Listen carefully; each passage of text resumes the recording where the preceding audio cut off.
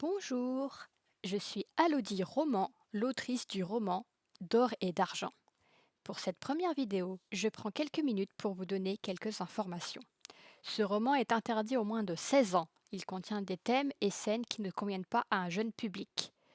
Ce contenu vous est proposé à titre gratuit par mes propres soins. Il est réalisé avec les moyens du bord. J'ai bien conscience de ne pas avoir le matériel le plus adapté et de ne pas être une lectrice professionnelle comme on peut trouver sur Audible. Je vous demande donc de faire preuve d'un minimum de courtoisie et de compréhension. Si vous souhaitez soutenir mon travail, vous trouverez un lien Linktree dans la description. Il vous réoriente vers tous les romans que j'ai écrits jusqu'à présent et qui sont disponibles sur Amazon et sur mon site internet. Mes différents livres sont également disponibles en e-book, toujours sur Amazon. Les illustrations visibles sur la vidéo ont été réalisées par Druide Lunaire. Son Instagram est dans la description. Sur ce, commençons. Chapitre 1. La solitude frappa Serian lorsqu'il poussa la porte de son appartement. Tout en retirant ses chaussures, il se mordit la lèvre inférieure. Le silence dans les pièces était oppressant. En chaussettes, il avança dans le T3, assourdi par le calme. Tout était à sa place, tout était pareil, et pourtant tout avait changé. Une boule de larmes se forma dans sa gorge. Toute la journée, il avait essayé de faire bonne figure. Il avait serré des mains, salué des connaissances, des amis, des proches, de la famille, ainsi que de parfaits inconnus aux sourires hypocrites. Un sanglot lui échappa. Sa tante avait proposé de rester encore quelques jours à l'hôtel pour lui tenir compagnie. Il avait refusé, en sachant qu'elle ne pouvait pas se permettre de s'absenter trop longtemps. Peut-être aurait-il dû accepter, en fin de compte. Le jeune homme se traîna jusqu'au canapé du salon avant de s'y laisser tomber. Le visage enfoui dans un coussin, il laissa libre cours à ses pleurs, haletant d'une douleur qu'il ne parvenait plus à taire. En 10 jours, toute sa vie avait basculé. 2 semaines plus tôt, il prévoyait des vacances avec sa mère, Maeva. Il songeait à aller en Bretagne, un souhait cher au cœur du jeune homme qui ne cessait de vouloir retourner dans sa terre d'enfance durant l'été à venir.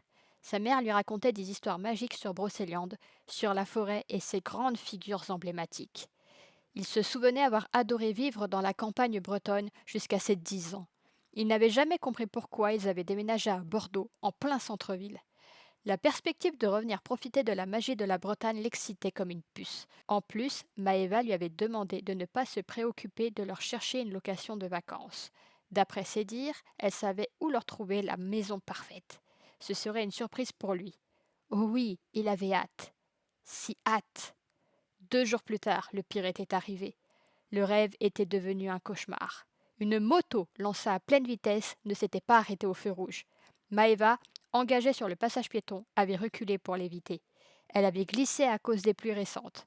En tombant, son crâne avait cogné contre le bord du trottoir. Elle était morte dans l'ambulance qui l'emmenait aux urgences. Depuis ce jour terrible, Serian se noyait dans les démarches administratives, s'occuper des pompes funèbres, prévenir la famille, organiser l'enterrement, gérer les détails divers. Puis certains membres étaient arrivés pour l'aider. Il avait été entouré et guidé avec attention et bienveillance.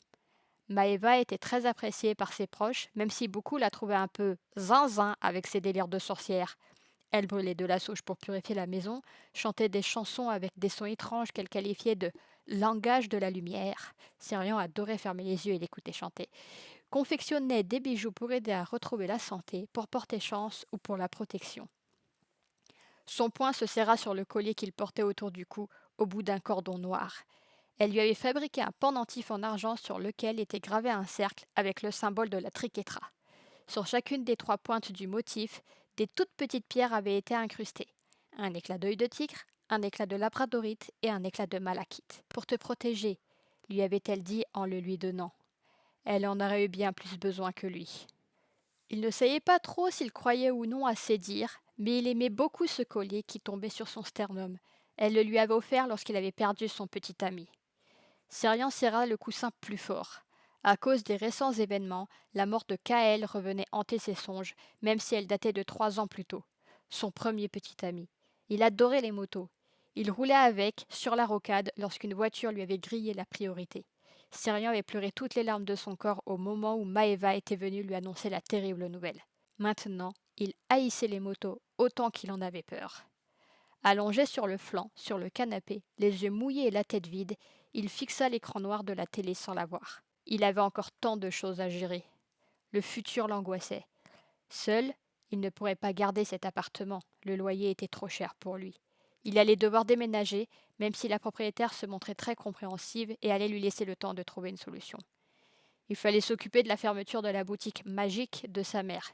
Qu'allait-il faire de tout son stock de cartes, pierres, livres, encens, bougies? Et lui, allait-il rester à Bordeaux? Il détestait tant le centre-ville, malgré le côté pratique d'avoir tout à portée de tram.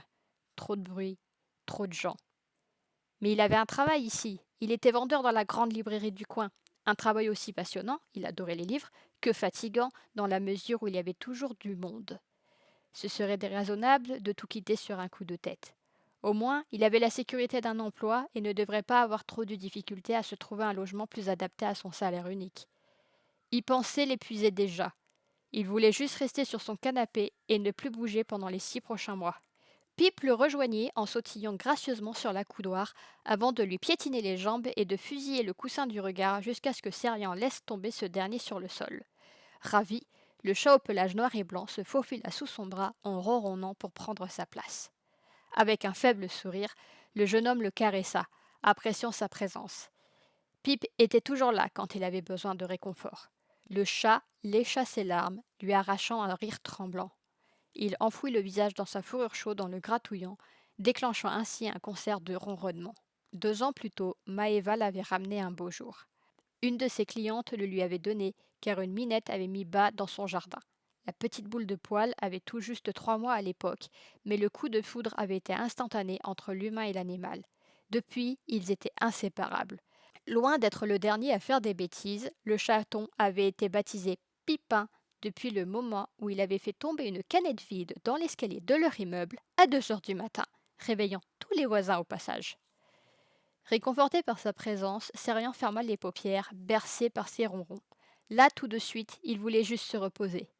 Pip veillerait sur lui et le réveillerait comme d'habitude, avec un gros câlin, pour l'inviter à se lever pour se rendre au travail. Ces derniers jours, le chat avait bien compris que leur quotidien était chamboulé. Pas une seule fois il n'avait tiré Serian du lit. Mais ce dernier ne doutait pas que son cher Pipin savait, grâce à son 6e sens, que leur routine reprendrait dès le lendemain. Il ignorait encore que, dans quelques heures, il recevrait un appel de la notaire. Un appel qui changerait sa vie et qui lui ferait remettre en question toute son existence.